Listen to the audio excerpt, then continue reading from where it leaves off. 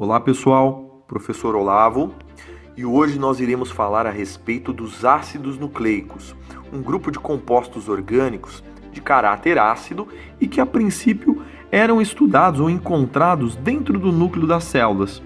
Porém, esses compostos não se limitam a esse local.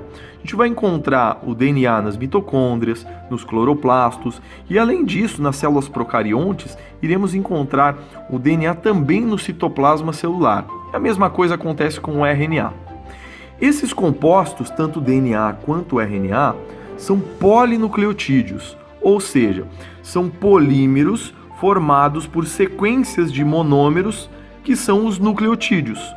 Para entender melhor o que é um polinucleotídeo, primeiro a gente tem que estudar o que são nucleotídeos. Então vamos lá. Um nucleotídeo é uma estrutura orgânica basicamente formada por um grupamento fosfato, um açúcar caracterizado como pentose e uma base nitrogenada.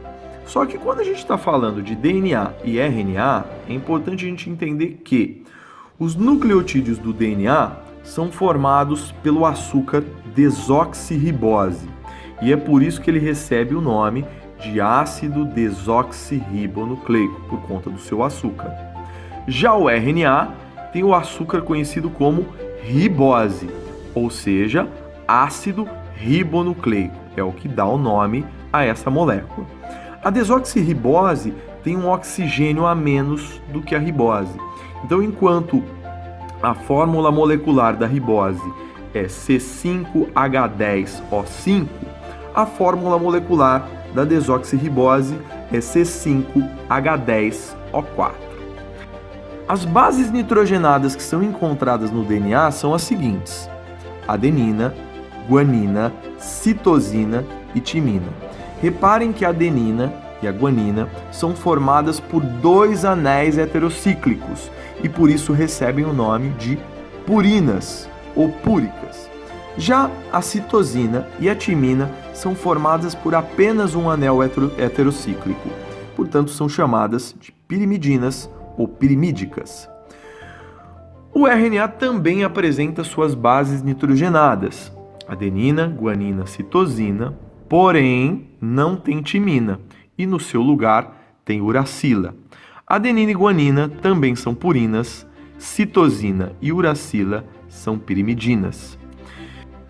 É importante lembrar que a molécula de DNA é uma molécula grande, disposta em formato helicoidal, onde duas fitas polinucleotídicas se ligam entre si através de suas bases nitrogenadas, ou melhor, por pontes de hidrogênio que são formadas entre as suas bases nitrogenadas.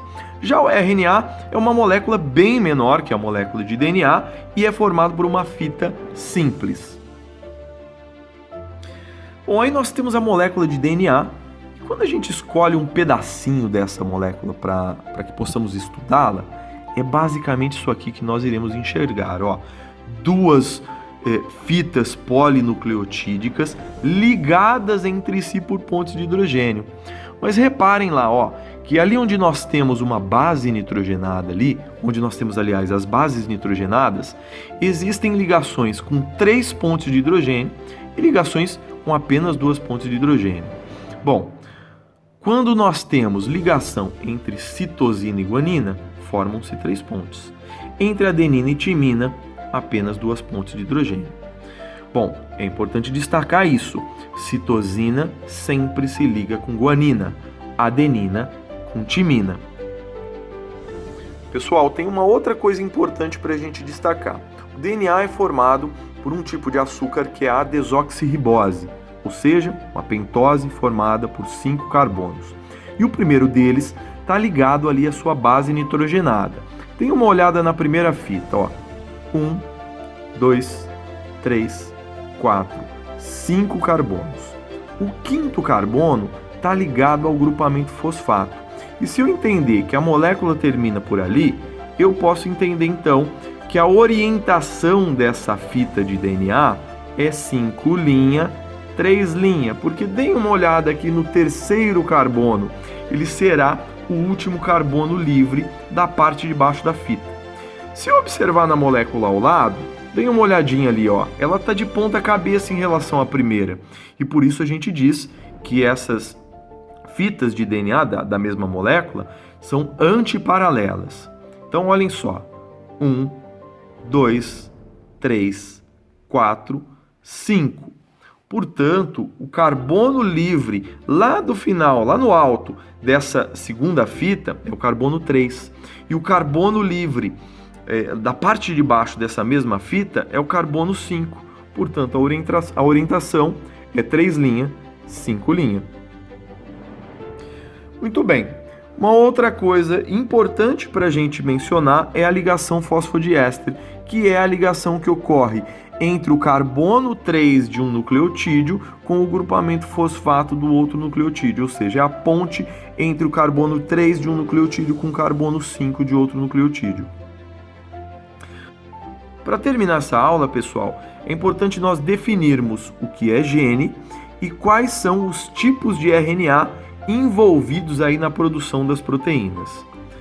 Bom, um gene é um segmento de DNA que contém informações para a produção de uma proteína específica.